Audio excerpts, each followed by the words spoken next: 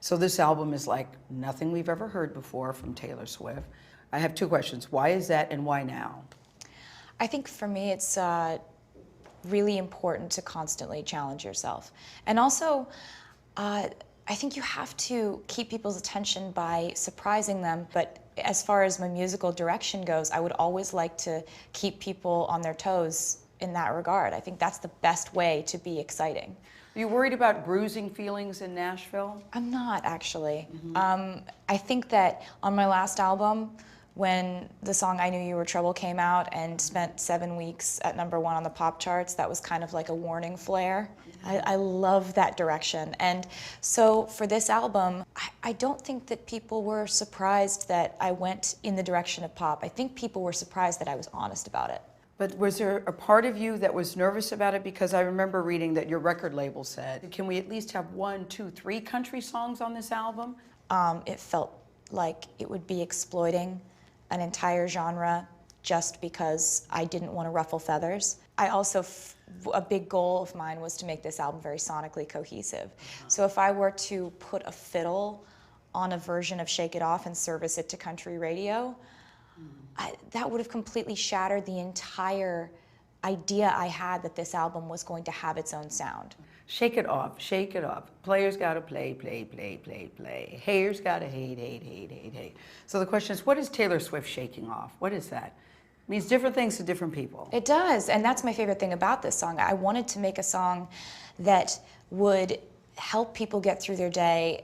All these girls that I talk to online on Instagram or Tumblr or Twitter, the things that they're going through are parallel to what I go through, just on a different scale. When someone spreads a rumor that isn't true about a girl I'm talking to on Instagram, it's the same feeling of humiliation that I get when I'm checking out of the grocery store and I see something untrue written about me on a magazine. I'm curious about that feeling. How do you handle it? Because you're in the tabloids a lot. I think I probably handle it the same way that you handle it, which is you just laugh at it. Yeah. At a certain point. I do now, but I didn't in the beginning. That's exactly how it was for me. You start off and you're very personally offended by it and you're wounded by it. And you think it's personal when really, it's honestly a money thing.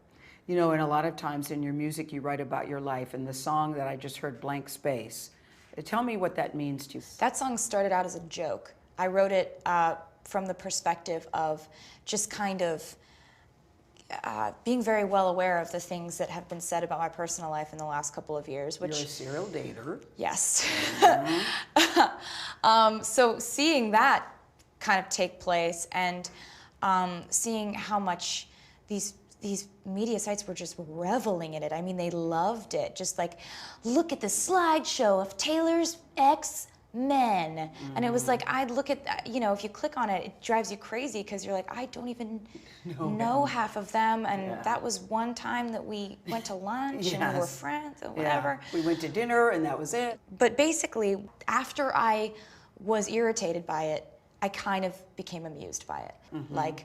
If I separate myself from it, it's actually a pretty complex character. And she's actually kind of exciting and interesting. You know, watching Taylor Swift walk around New York has almost become a pastime for a lot of people. And I wonder what that's like for you. Because no matter where we see you, you are always so well put together. Thank you. There's something about New York that makes me want to dress up for it, which is this strange, unexplainable thing. But also, when you have 20 paparazzi outside your apartment, it kind of makes you take ownership of how you look, and you know it's going to be documented and discussed and debated, and so you just kind of take 2 extra minutes to match your shoes with your purse and you're golden. There was a thing about your fans, that you had them over for a listening party and you bake cookies and all that stuff for them.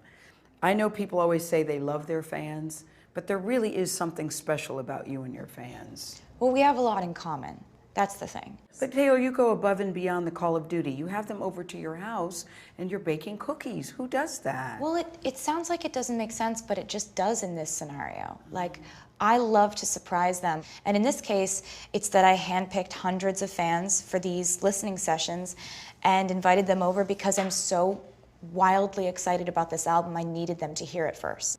I read in the Rolling Stones article that she's protecting her heart like a fortress, and I thought, boy, I hope that's not true. I hope that your heart is still open to all possibilities. I'm protecting my happiness like a fortress. It's a very different thing.